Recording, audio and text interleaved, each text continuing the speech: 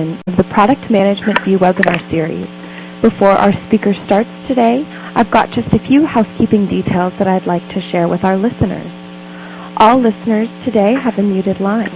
If you have a question to our speaker about his presentation or any issues with how you're viewing the presentation itself, please go to the question and answer section on the webinar control panel at the right side of your screen.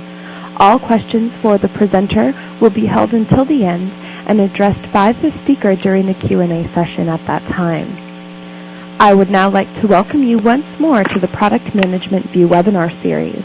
I'm Chelsea Woodhead from Rima Technology Solutions, one of the sponsors of this webinar series, and I'll be your moderator. It's my pleasure to introduce Bob Siegel, who will be giving the presentation, Need Innovation, Then Creative is the Wrong Word. You need to be ideative during today's webinar. Robert Siegel is a senior product manager from Earthlink, an ISP. He spent 10 years as a senior product manager at Bell South, now AT&T. He has an MBA from Georgia State University's Mac Robinson College of Business and a BA in Journalism and Public Relations from the Ohio State University, and is currently in the Wharton School's Executive Education Certification of Professional Development Program. He has published on idea development, lectured on product management, and is working on his book, Ideative, Purple Hair People with Nose Rings Need Not Apply, and a book with two partners, The Marketing Epiphany. Siegel writes on business, political satire, and fiction. I'm now going to give Bob presenter status of the webinar, and with no further ado, take it away, Bob.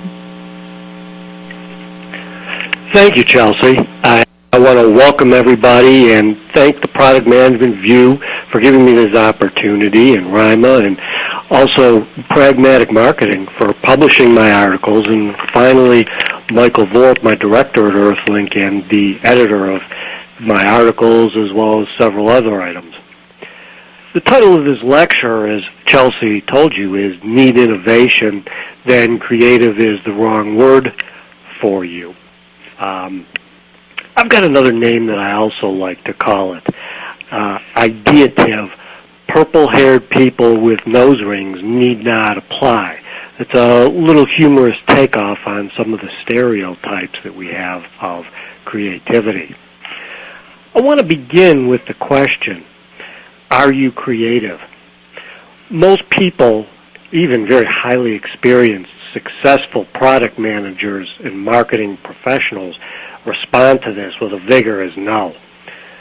A couple of years after finishing my MBA, I read that business schools stifle MBA students' creativity with their highly analytical curriculum. I didn't like reading that, and I certainly don't believe it. But I did wonder a lot about the creativity of those analytical people that I'd gone to school with. Most of us on this call are product managers or marketing managers. We work in other business disciplines. So we have revenue and margin objectives, deadlines, resource constraints. This list could go on. For people like us, the word creative often makes us think of painters, poets, writers. In fact, creative can be not a positive label. It can be associated with people that have little ability to face real business challenges. In fact, I've talked to a number of product managers, marketers, and engineers that would be insulted by being called creative.